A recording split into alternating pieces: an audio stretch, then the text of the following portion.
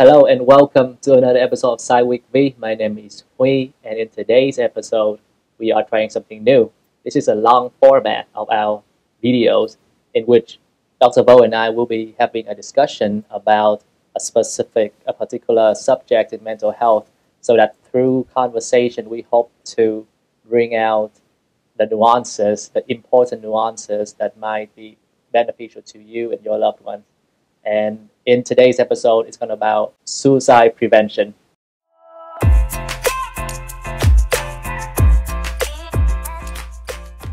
Suicide awareness and prevention is such an important topic for us all. And I think that part of the reason that we don't talk about it often is because we don't know how to talk about it.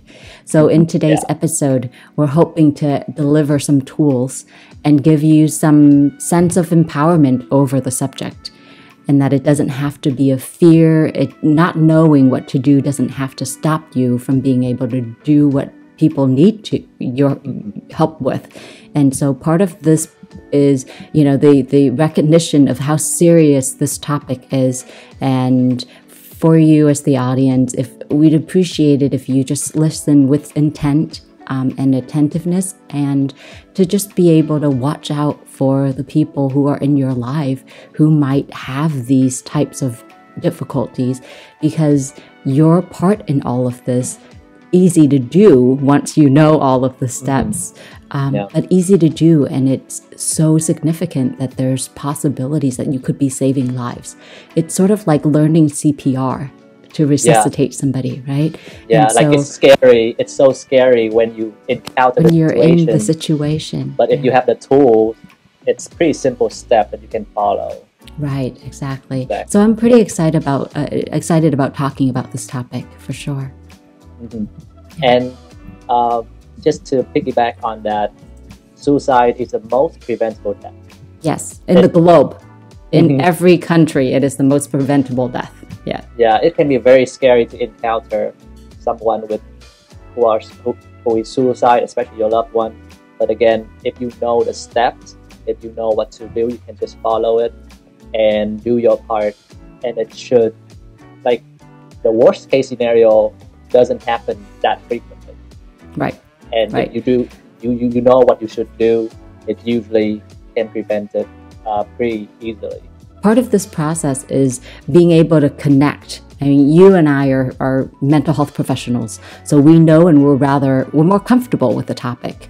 And to be honest, there have been cases where I've encountered the problem and I'm not that comfortable. It's still pretty scary every single time you face the scenario.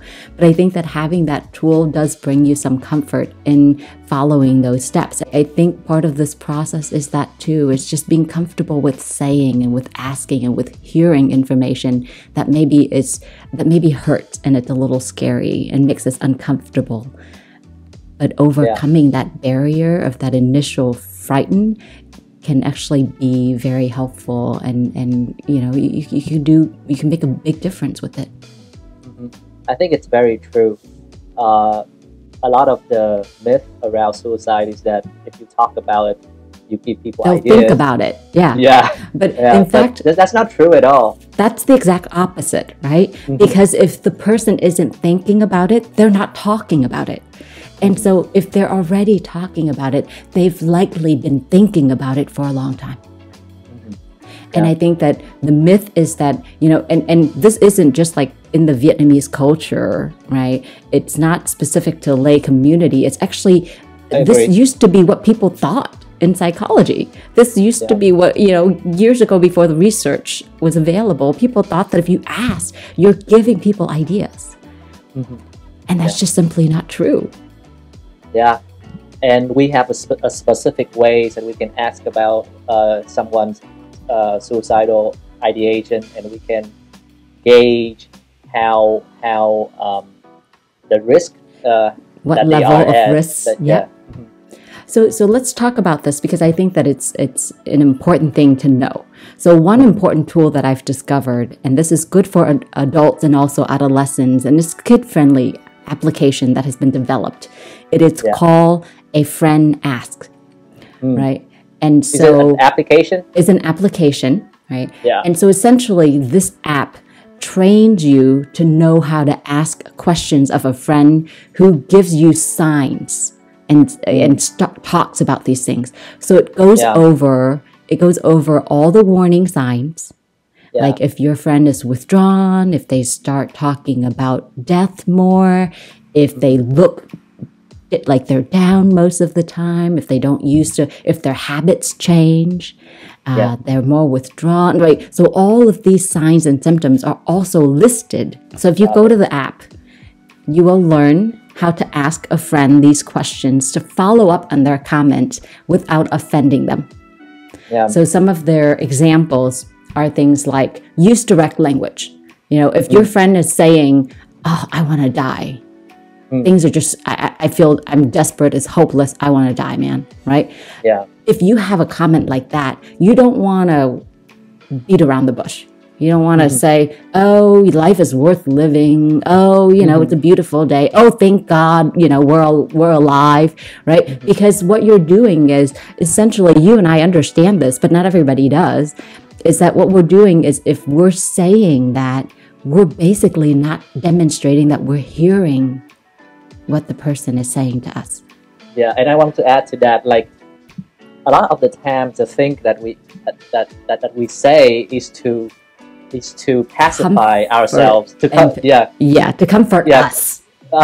We feel so uncomfortable when someone mentions suicide, so we just say something like, "Oh, life is worth living." It's just to help comfort ourselves, but it's not really, doesn't have the other person in mind. It doesn't empathize with the person who needs the support. Exactly. And so the first recommendation is you ask direct questions. And it may sound something like this. I'll give you some examples. So I'll read some off to you, right? It might sound like, "I have a feeling that I've been a little concerned about you lately," right? "How have you been feeling?" Or, "You've been acting a little bit strange. Yeah. Is there something going on with you?" Right? "Are you actually thinking about hurting yourself?" Right? Yeah. Or like if someone says to you, "Well, I feel like dying," are you actually thinking about killing yourself? Right? Do you really want to die? So those are all from, easy things to say to a little bit more direct, but asking directly lets the person know that you are listening, and it is also communicating a comfort level to them, that you're not scared to talk about it.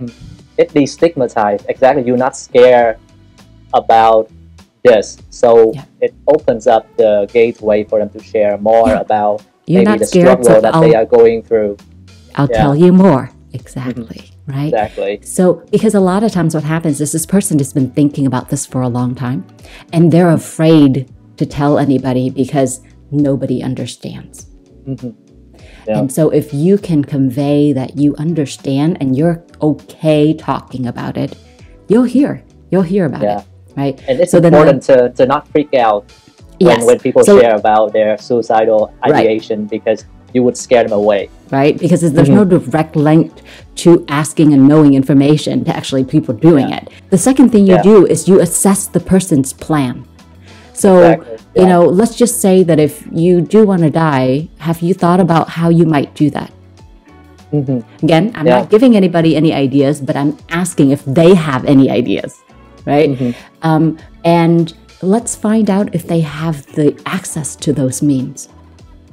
So let's just say, I do this a lot when I work with my patients. So I'll say, "Well, have you thought about how you might do that?" Right? They'll say, "Oh, I was just thinking I might just take some pills that are prescribed to me," right? Or, in the past, I've thought about jumping off a bridge, or I've thought about this or about that.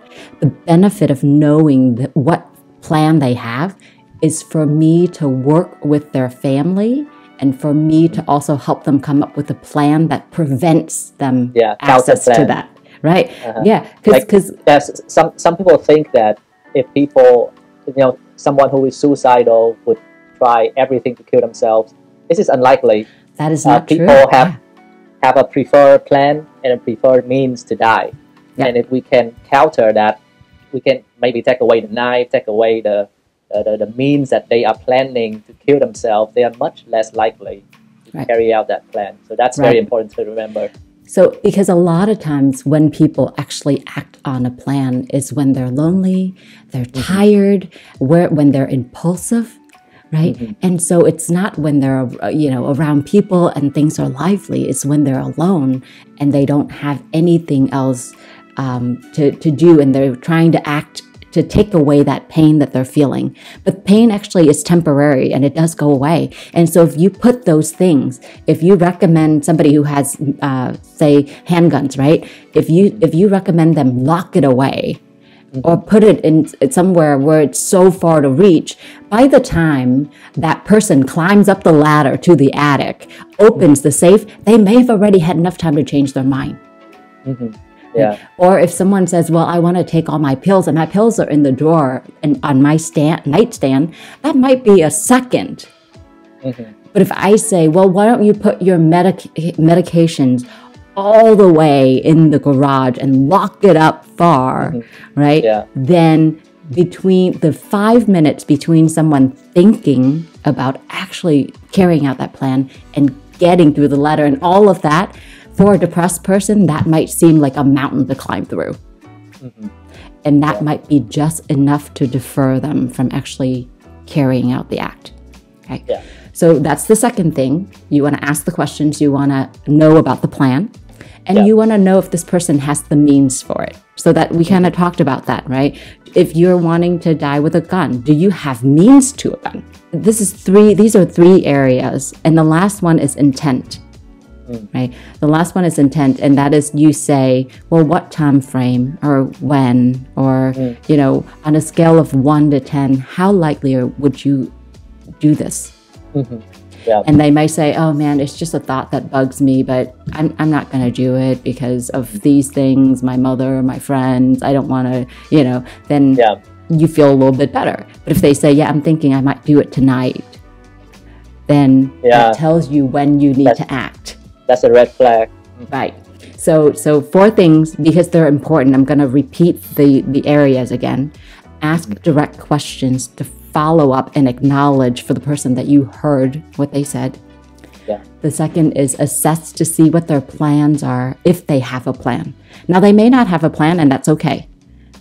So the third may be means. So if you have a plan, do you have the means to access those weapons or whatever it is, right? And then what is your intention? And that gets at time frame. So getting through these 4 areas gives you enough information to then know what to do. Yeah. So up until this point, we've only collected information, but the 50% of the cases have already diminished. Like if they're able to walk through with you with these 4 steps, half of the people have already felt heard. They felt like you've listened. Exactly. They felt like they've gotten it out. They've talked themselves through changing their mind, right? And so you may not have to do anything further. You may just say, is it okay if I follow up with a phone call with you later just to see how you feel? And that's it. And that might be all you need to do.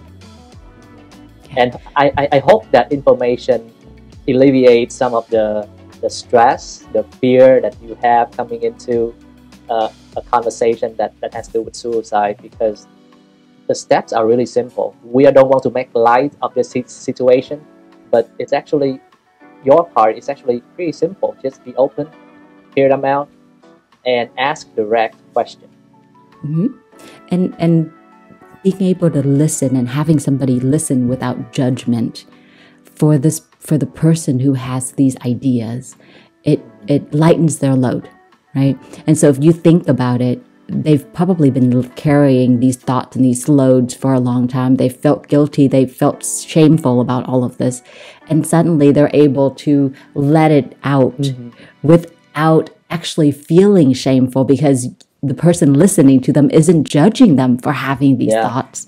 It's not good feeling. It's a great feeling when you can just let it out and be heard and have the other person respond in such a way where you kind of go, oh, why was I feeling that way all along? right? It's not warranted. So apparently other people have these feelings too, right? Yeah, that's a great feeling to know that you're not the only one. You're not the only one. Exactly. So we want to also talk about, so, obviously these steps help you understand whether or not, the person is just passively thinking, having these thoughts, but have no plan, have no intent, have no means. That's great. That just means you have to follow up with them with phone calls and just make sure they're feeling okay. Oftentimes that will go away after they talk with you, and that's good. Right? The medium risk, when we were talking about risk level, the medium risk is when the person has these thoughts that are constant. They actually have a plan, and they actually have access to means, right? But they're not motivated to carry out their plan. Yeah. So they may say, yeah, I have all those things, but you know what? I think about how this might affect my family, what that might do to me. And I'm actually a little bit hopeful that things might change for me in the future. So while these thoughts bother me, I don't intend to carry it out ever. I'm not like that, right? So good.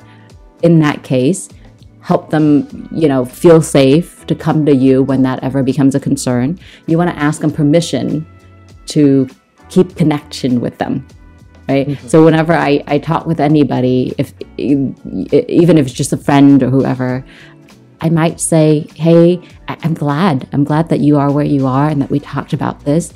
And that you find me trustworthy to talk about this with.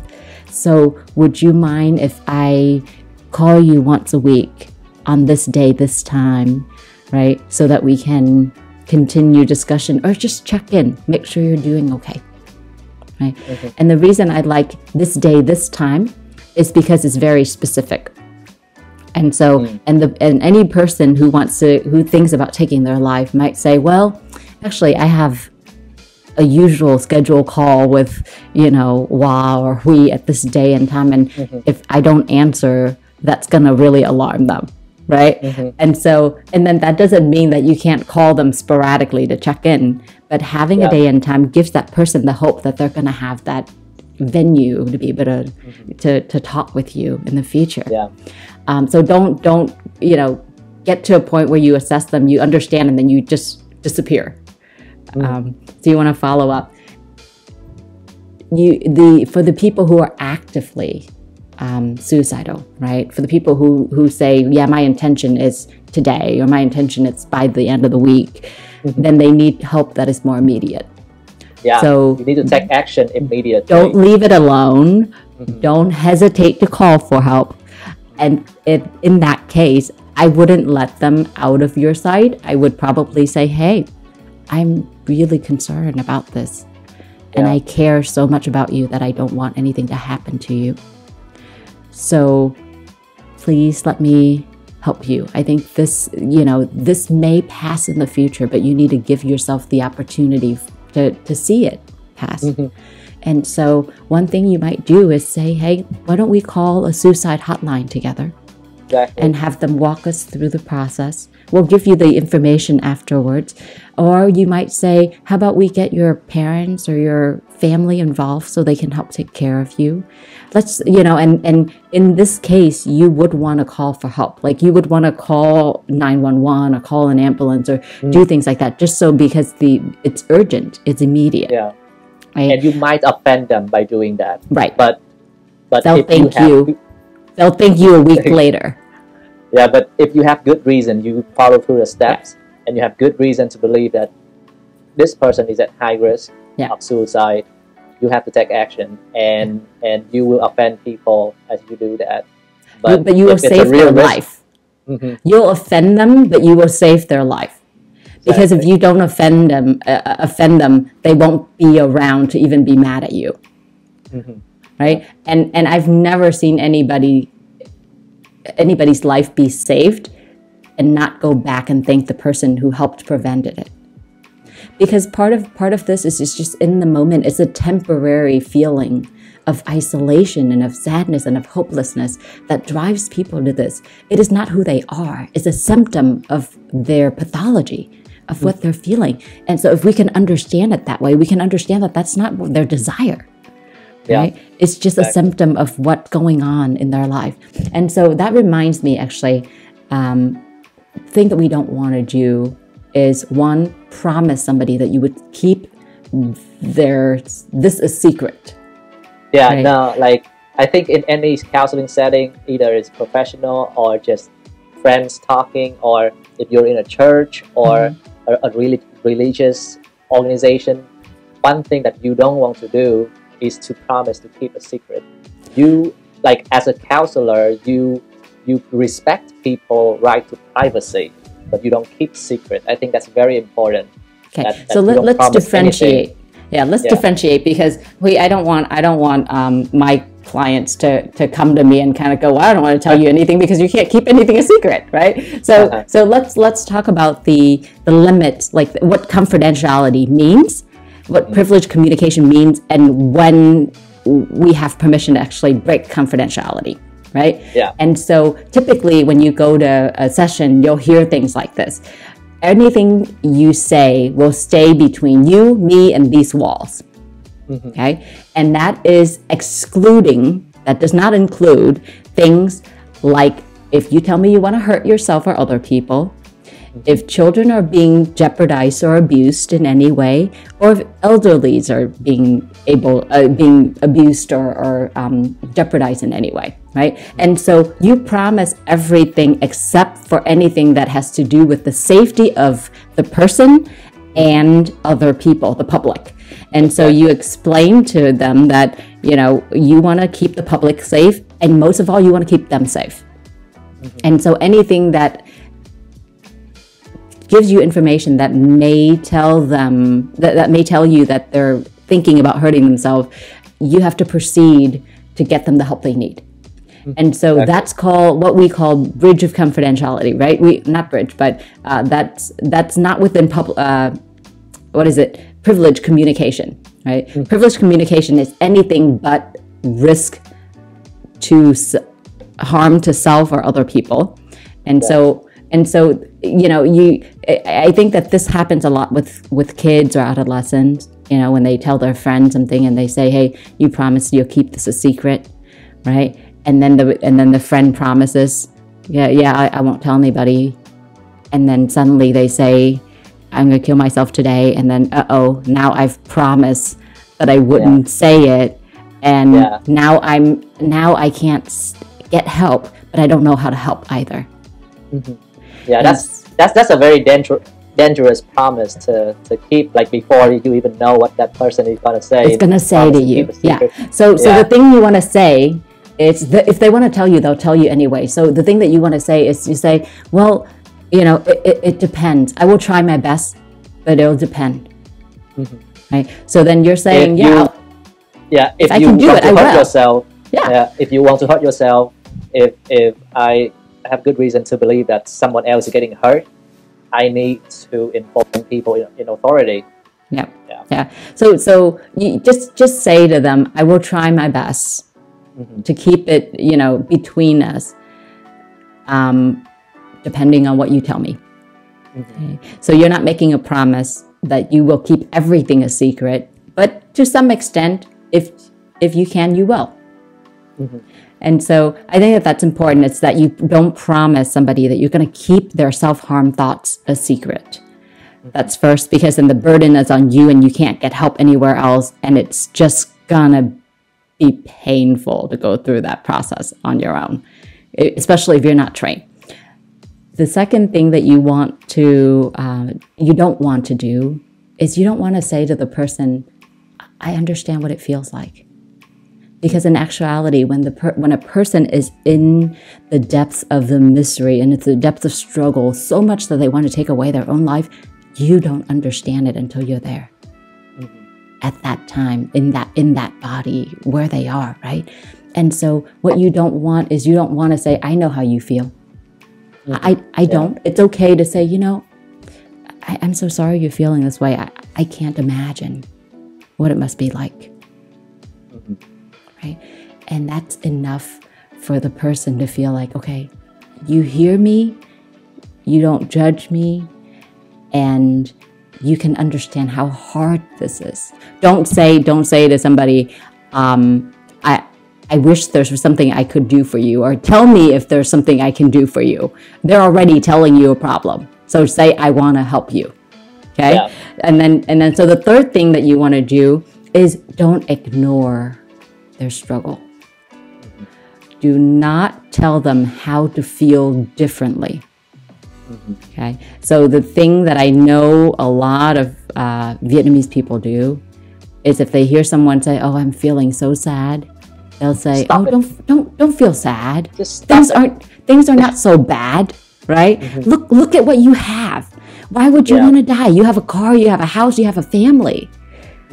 Well, and sometimes people even get angry at the person who is suicidal. Like recently, I saw a post on Facebook on this confession page, and this girl, she's clearly suicidal. She said this is gonna be her last post. I'm not so. I hope she's okay, but man, just the comments, just terrible. Like people are getting angry at this person, because they think that person is selfish. That's the mentality. Yeah. And I think that what we lack is that empathy for that person, because we can't be in their shoe to understand how much of a struggle it is. Yeah. And the other day I saw on Dr. Amen post. He's a psychiatrist that he does brain scan, and he medicate people based on the brain scan, and he posted on Facebook these two pictures of a healthy brain and a brain of a person who's suicidal, and they are two different brains. And sometimes people just don't get that. It's not that the person is selfish, but they need help. Like something's going on. It's not a disease of the will. Like it's not like somebody's willing themselves to feel this way, and so they can't will themselves out of feeling this way. Yeah. And I think that's a misconception, not only in the Vietnamese community, but in a lot of communities. It's a misconception of what this all is, right? And so having these tools means that you are also, if you are struggling right now, you also have the language to say to somebody, to share with somebody what this is like for you. And so I'm not only encouraging people to help, I'm encouraging that if you need the help, reach out. And you may even you may even provide people with the information they need to be able to help you. Right? But reach out to somebody who you trust. Look for a supportive friend. Express your thinkings and thinking and your feelings, and let them hold you accountable and help you through. Frankly, I think about it this way because I think that oftentimes we don't admit this, but I can't help but think of times during my adolescent years that where suddenly I have these thoughts come to mind. And I think that it's a rather common thing, right? So for most people, it just comes and it goes. And I'm going to tell you, probably about 90% of the people who ever live have had the thought of suicide once in their life. We are not exempt from this. And I mean, suicidal thoughts, it could be as simple as like the most passive side of it. I don't want to live anymore. Right? Or I wish I could be somewhere else. I wish I'm not here. I wish I could disappear. Something as simple as that. If I could just crawl into a hole right now, right? So all of those things are just passive fleeing thoughts.